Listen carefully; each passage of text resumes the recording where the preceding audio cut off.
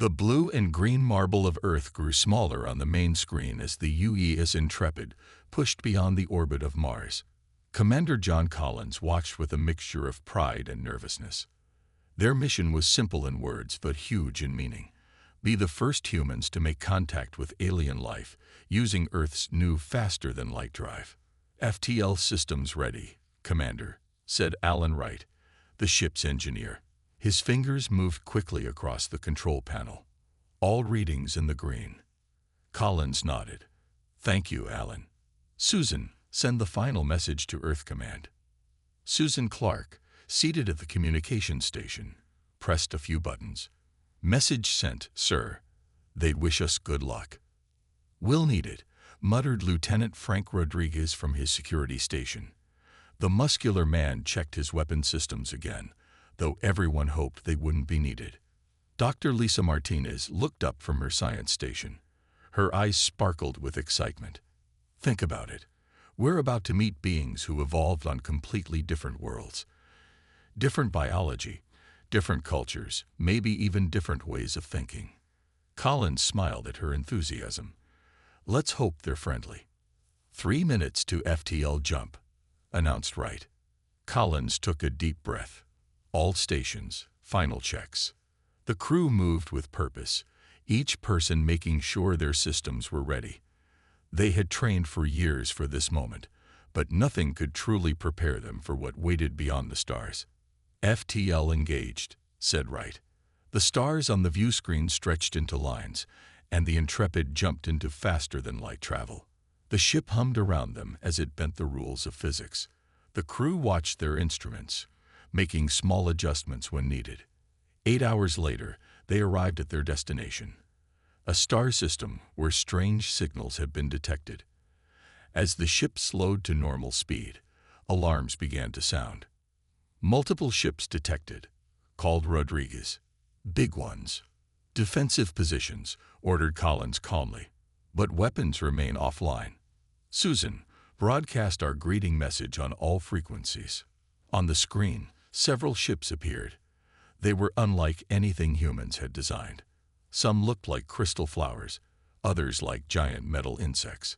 They were clearly built by different species, yet they moved together in perfect formation. We're receiving a response, said Susan. They're speaking English. Put it through, said Collins, surprised. Human vessel, came a voice that sounded both deep and light at the same time. We are representatives of the Galactic Consortium. We have been monitoring your planet for some time. We did not expect you to achieve FTL travel so soon. Collins straightened his uniform. This is Commander John Collins of the United Earth ship Intrepid. We come in peace and friendship. There was a pause before the reply came. We will allow your ship to dock with our central vessel for discussions. However, we must issue an immediate warning. Humans must never engage in interstellar combat. This is non-negotiable. The crew exchanged confused looks. We have no hostile intentions, replied Collins, but may I ask why such a specific restriction? It will be discussed during our meeting. Prepare to receive docking instructions. As the transmission ended, Rodriguez leaned toward Collins. Sir, they knew we were coming. They were waiting for us. Collins nodded slowly. And they already have rules about what we can and can't do. Very specific rules. The massive alien ship grew larger on their screen.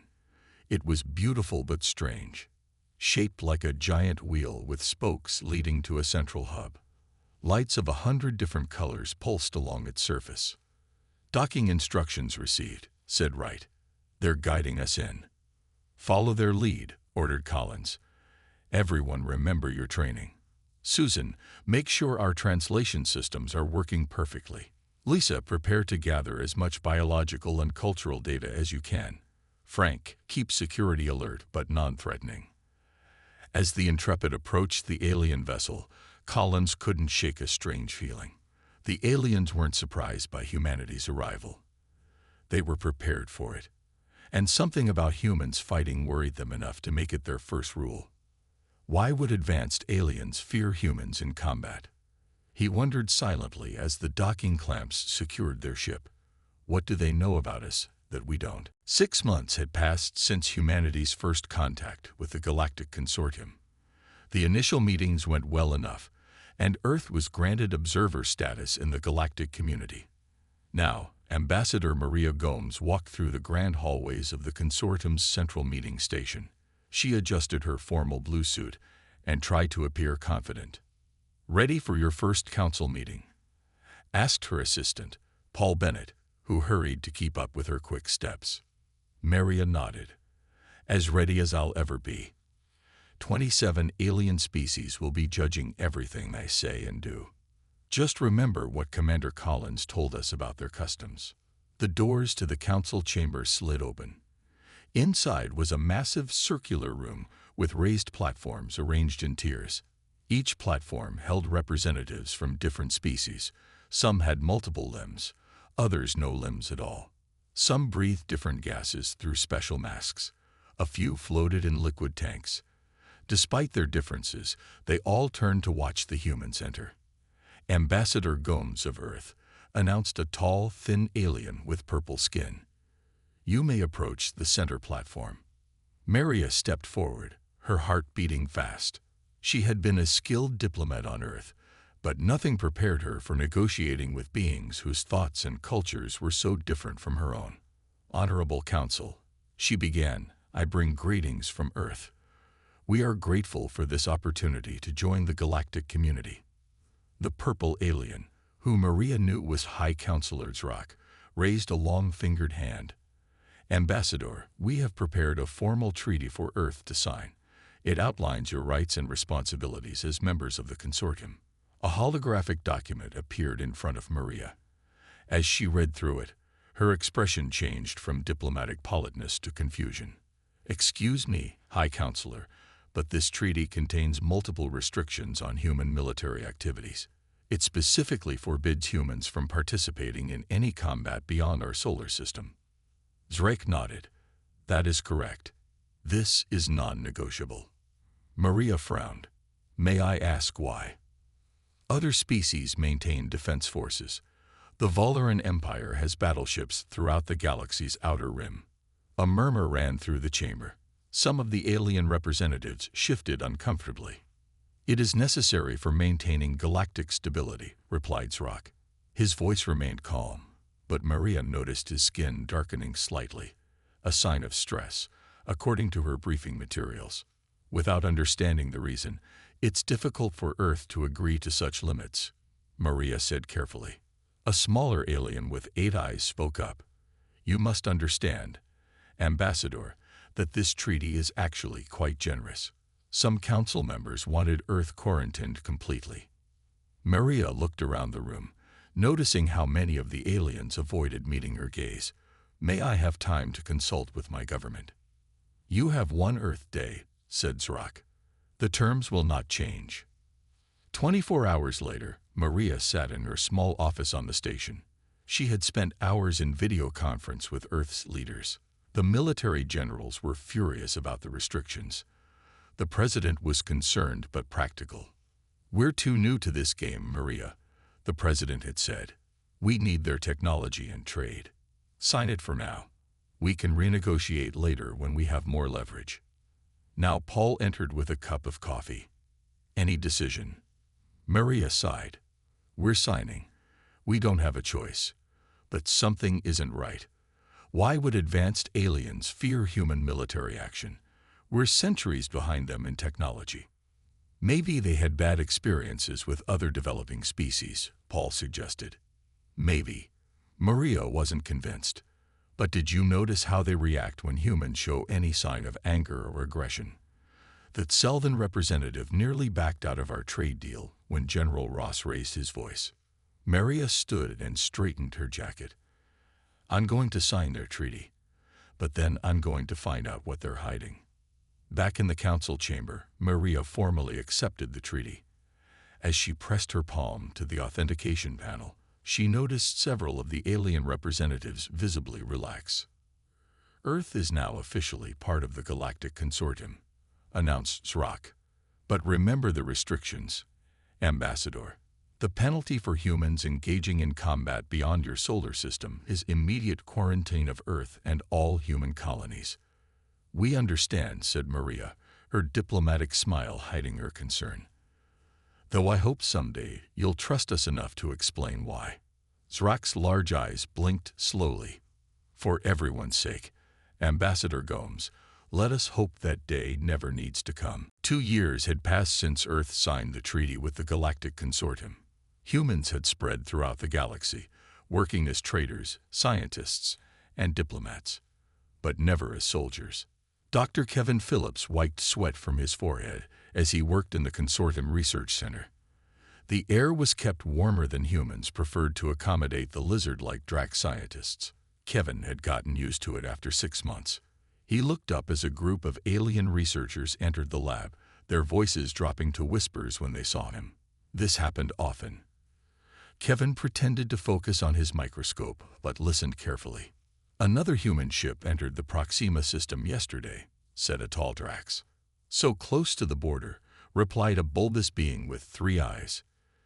Do they not remember the incident? Sha, hissed another. The human can hear you. They moved away, leaving Kevin curious. What incident? He had heard similar whispers many times, but could never get a straight answer. Later that day, Kevin sat in the station's dining area. He picked at his food paste, missing real Earth meals. May I join you? Asked a soft voice. Kevin looked up to see Skatar, a blue-skinned Saurian scientist. Unlike most aliens, Skatar seemed comfortable around humans. Please, Kevin said, gesturing to the empty seat. Skatar sat down gracefully. His 4 arms arranged his eating utensils while his large eyes blinked slowly. You seem troubled. Friend Kevin. Kevin leaned forward. Can I ask you something? The other scientists keep mentioning something called the incident whenever they see humans. Do you know what that means? Skatar's skin rippled, a sign of discomfort. It is not spoken of directly. But you know about it, Kevin pressed. Skatar looked around to ensure no one was listening. Your species is feared, Kevin. Not hated, but feared. Feared. Why? We've followed all the restrictions. We haven't caused any trouble. It is not what you have done, Skatar said quietly. It is what you can do. Kevin started to ask more, but Skatar raised all 4 hands. I cannot speak further.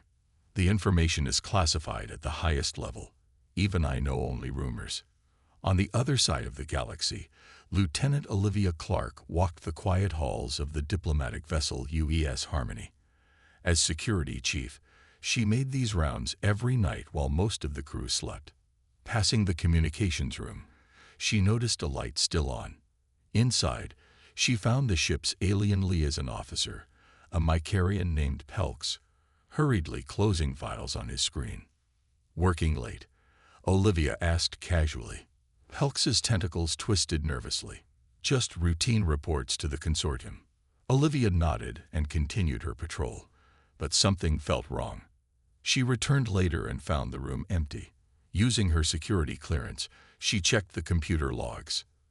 The screen showed a folder labeled Human Combat Analysis that had been accessed recently. Olivia tried to open it, but a message appeared. Consortium Level 1 clearance required. Why would the consortium have secret files about human combat? She tried several bypasses without success. The file remained locked. The next morning, Olivia contacted an old friend from Academy days, now working at Earth Intelligence. Hey Bobby, it's Liv. I need information about something called Human Combat Analysis in consortium files. Bobby's voice came back strained. Where did you hear that term? Found it in our system. Why?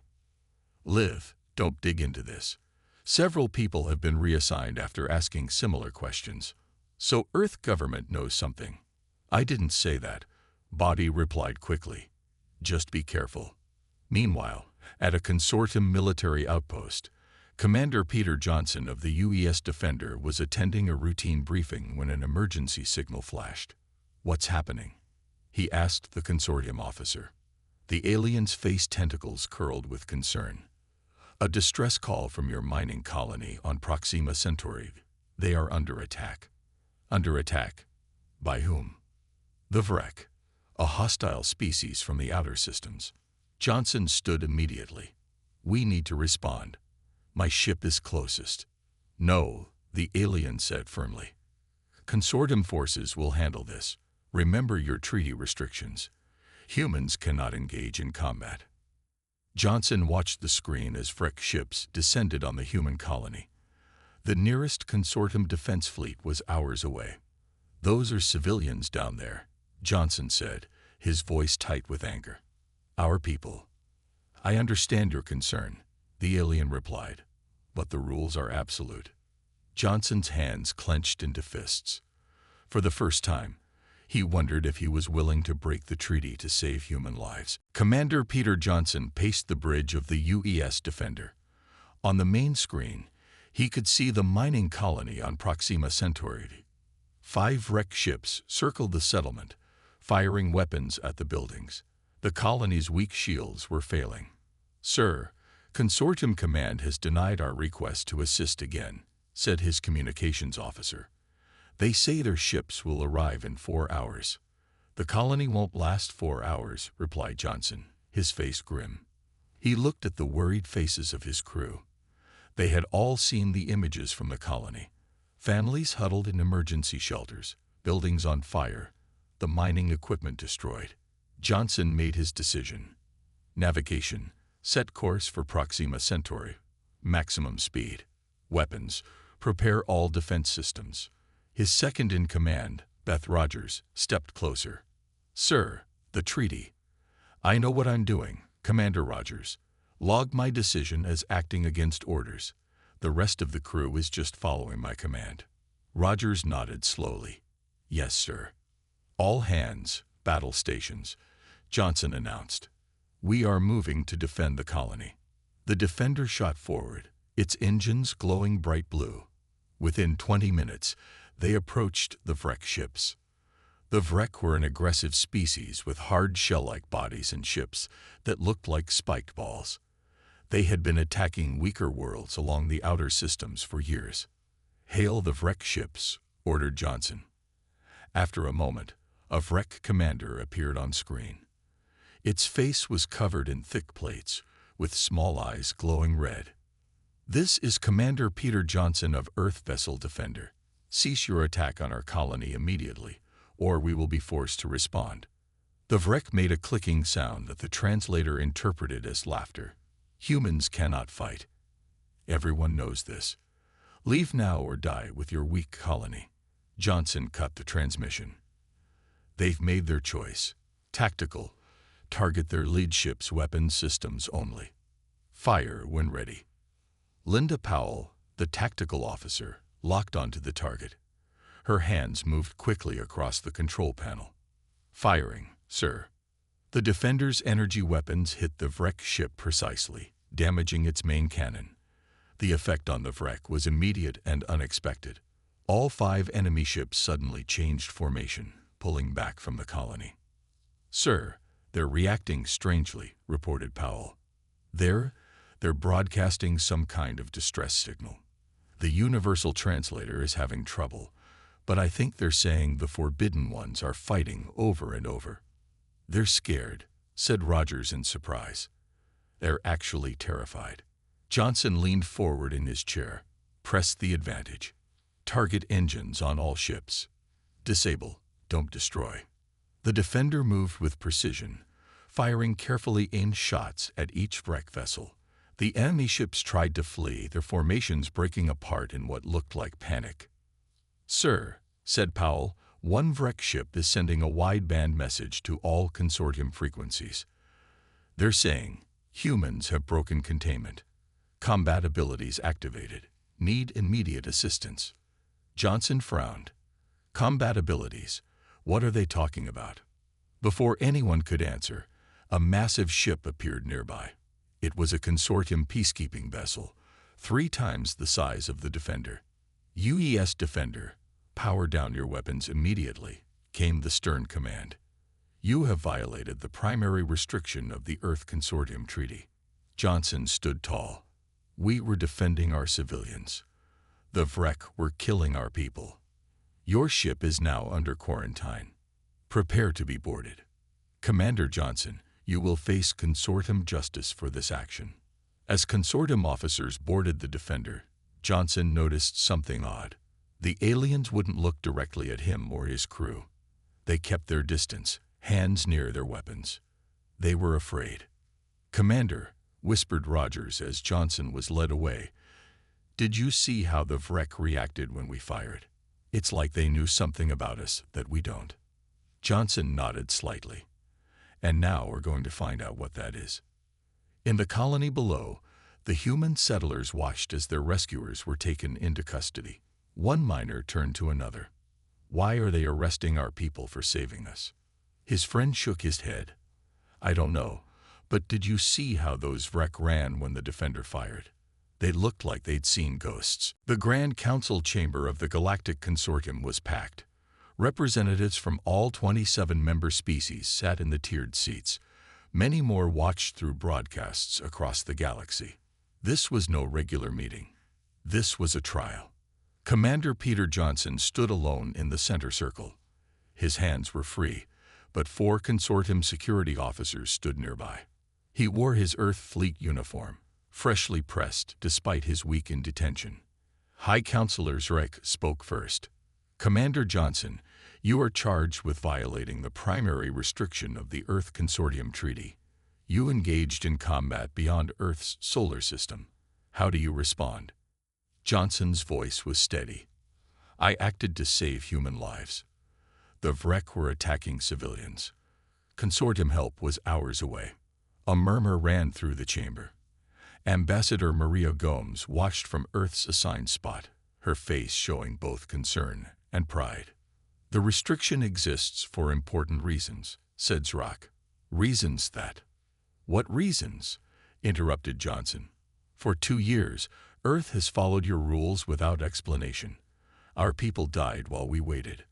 I deserve to know why we can't defend ourselves. The chamber grew quiet. The alien representatives looked at each other uneasily.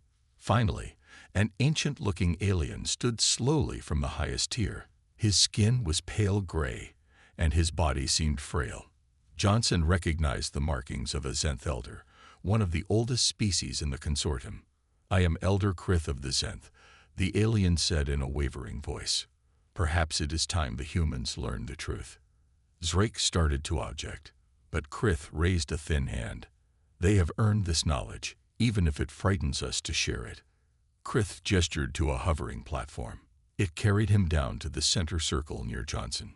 300 Earth years ago, Krith began, long before you achieved faster-than-light travel, one of your early space vessels encountered a Zenth science ship near your Jupiter.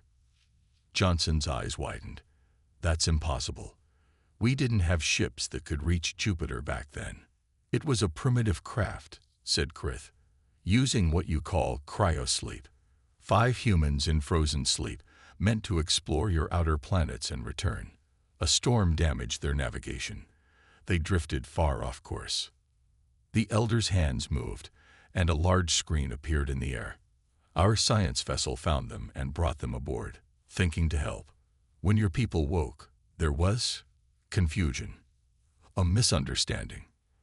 The screen showed grainy footage. Johnson could make out 5 humans in old-style spacesuits facing a group of Zenth in a corridor. Our translator failed, continued Krith. Your humans thought they were being attacked. They fought to protect themselves. The footage played. Johnson watched as the 5 humans, using only their suits and tools, fought against 30 armed Zenth warriors. The humans moved with incredible speed and strength. Their faces showed intense focus. Within minutes, most of the Zenth were down. The chamber was dead silent as the footage ended. 5 untrained humans defeated 30 of our best warriors, said Krith quietly. 3 Zenth died. The humans took control of the ship before we could explain we meant no harm. I don't understand, said Johnson. Humans aren't that strong. We're not natural fighters. Ambassador Gomes stood up. What are you saying about my species, Elder Krith? Humans enter a state we call combat trance. explained Krith. When threatened, your neural patterns change. Your reaction time decreases by 80%. Your strength doubles.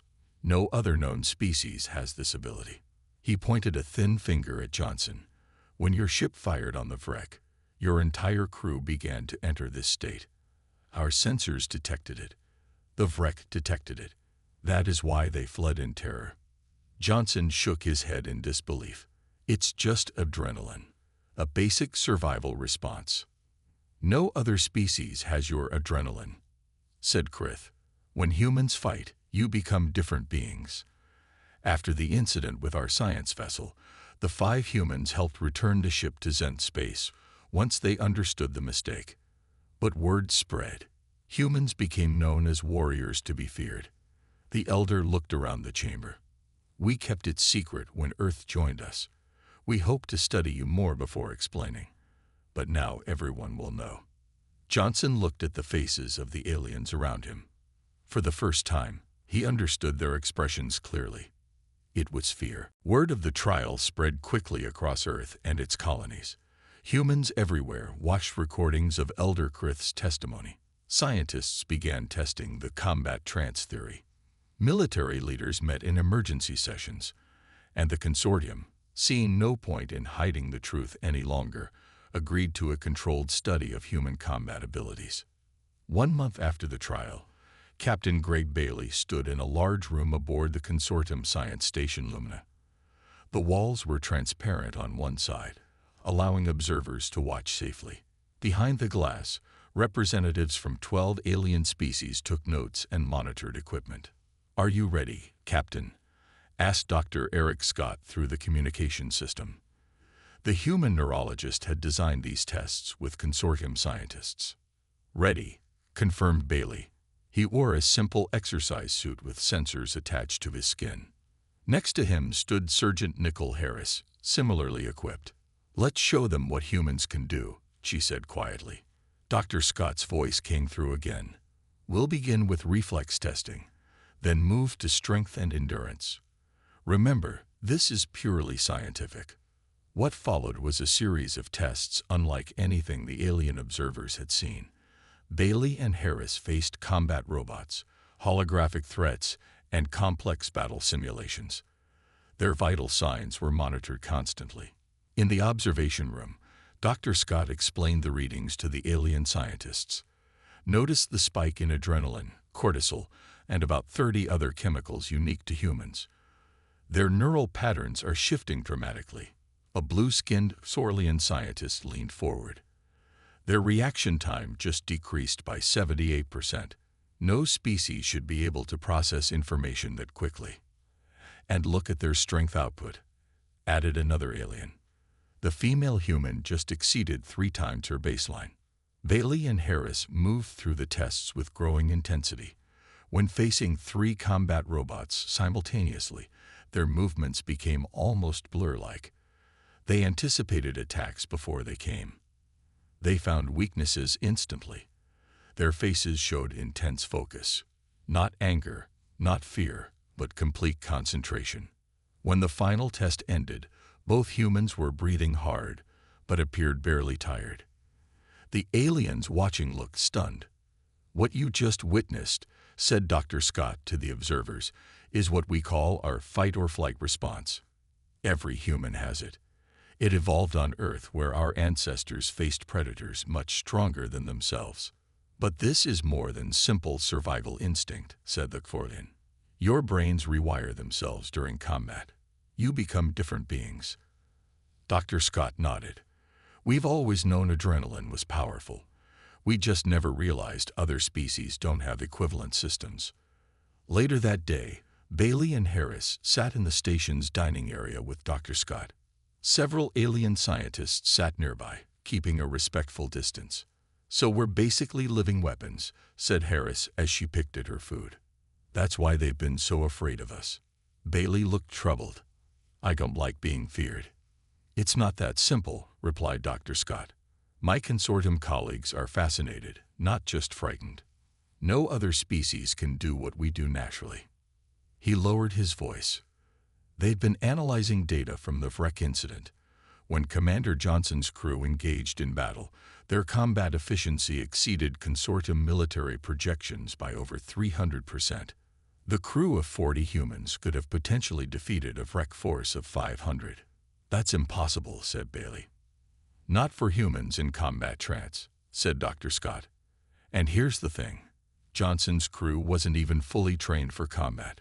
Imagine what actual human soldiers could do." Across the galaxy, the news about human abilities continued to spread. On a distant trading station, a group of alien merchants watched a human family walk by. "They look so normal," whispered one merchant to another. "Hard to believe they can become such fierce warriors." "I heard the Vrek have pulled back all their ships from human space," replied his friend. "They're terrified of provoking another incident." "Smart move," said the first merchant. "Would you want to fight creatures who can move faster than you can see and hit harder than your strongest warriors, all while thinking more clearly than your best strategists?" On Earth, military officials reviewed the test results from the consortium station. General Laura Hill set down the report and looked at her colleagues. "This changes everything," she said simply. "We've always trained our soldiers to overcome fear and fight effectively. Now we need to learn how to control abilities we didn't even know we had." Ambassador Maria Gomes sat across from High Counselor's Rock in a private meeting room on the consortium station. 3 months had passed since Commander Johnson's trial. In that time, everything had changed. "The Council has reviewed Earth's proposal," said Zrak, his purple skin shifting slightly, and what Maria had learned was a sign of nervousness. "We are prepared to negotiate a new treaty." Maria kept her face calm, but inside she felt satisfied. Earth had spent weeks preparing this moment. "We appreciate the consortium's willingness to adapt to new circumstances." Zrak placed a thin hand on the table. "The complete removal of combat restrictions is impossible. Your species is simply too dangerous." "We understand that," replied Maria. "But the current blanket ban is equally unworkable. The Vrek attack proved that." The next hours were filled with careful discussion. By the end, a new agreement took shape.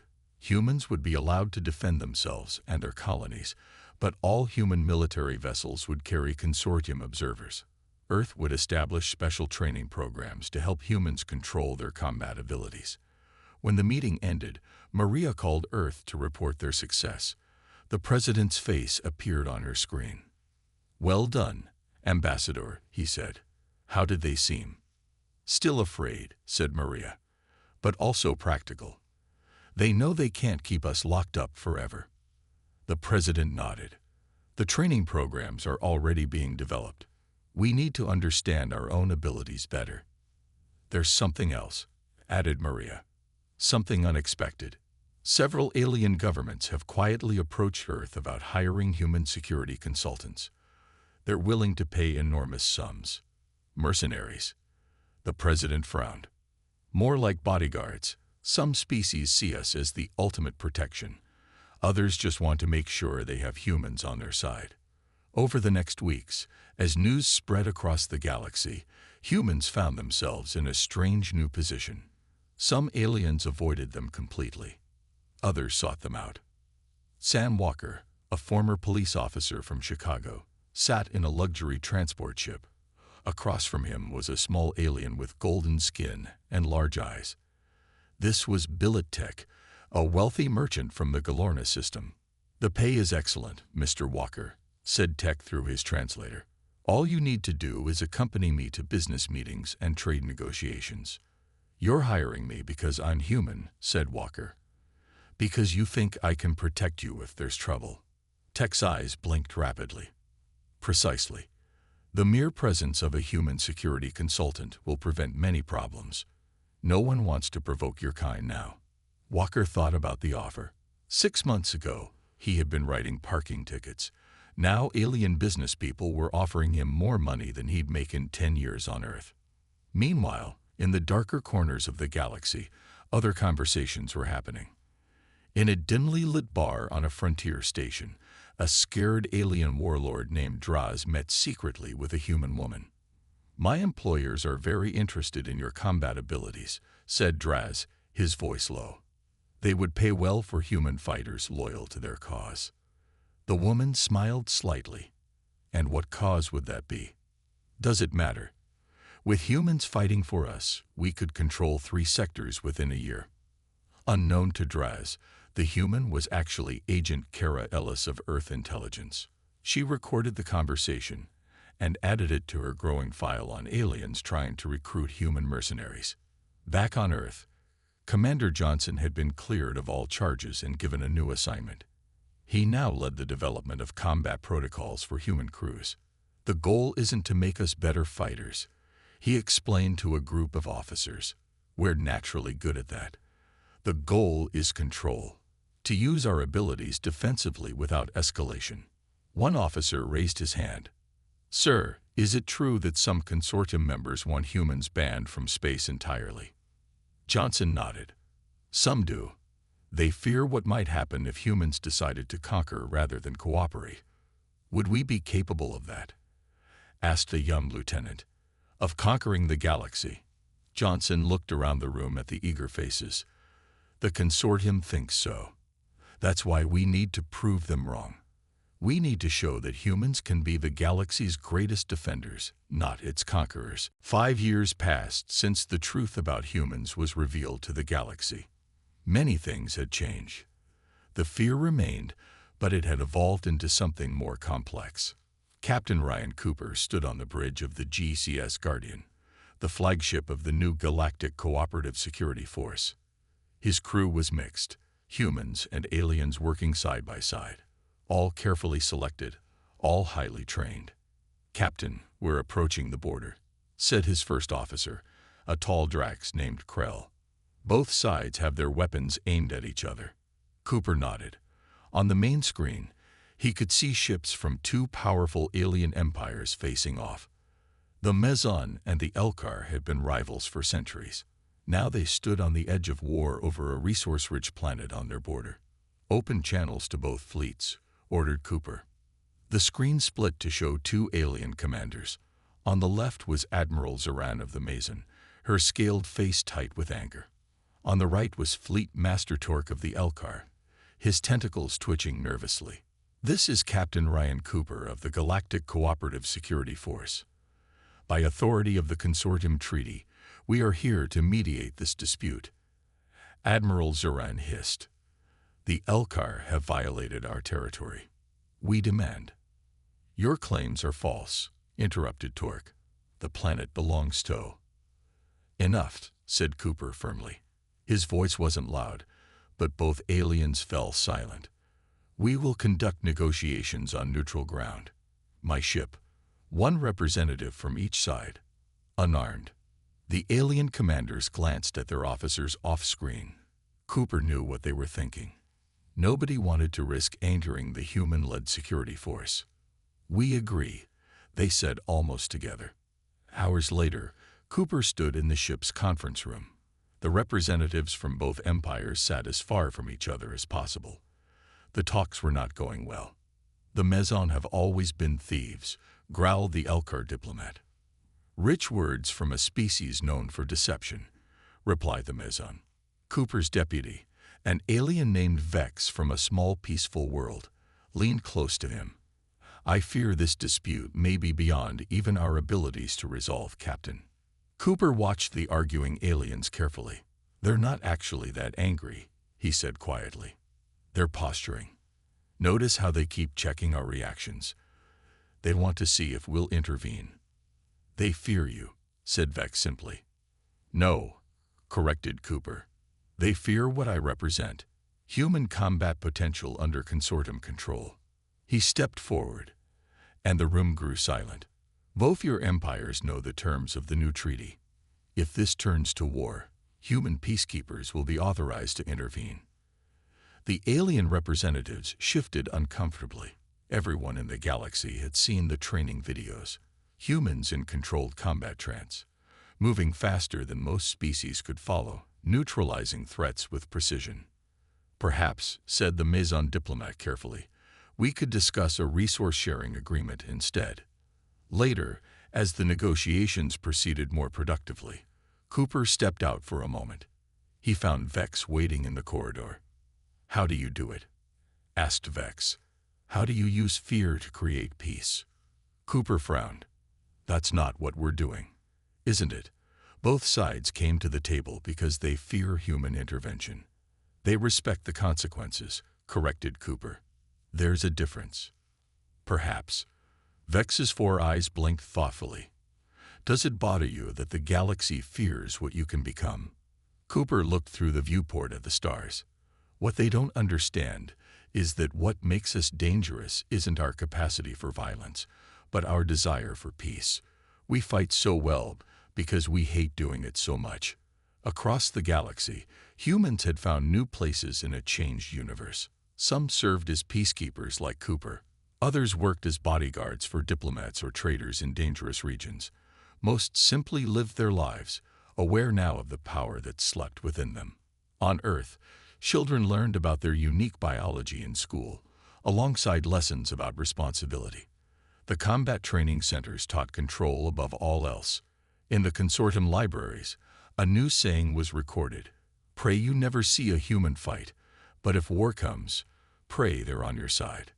In a distant bar, an old alien told stories to wide-eyed youngsters. "I remember when we first discovered what humans could do," he said. "We thought they would conquer us all. Instead, they became our protectors." One young alien asked, "Aren't you still afraid of them?" The old one laughed. "Of course, only a fool wouldn't be. But fear and respect are different things. The humans taught us that."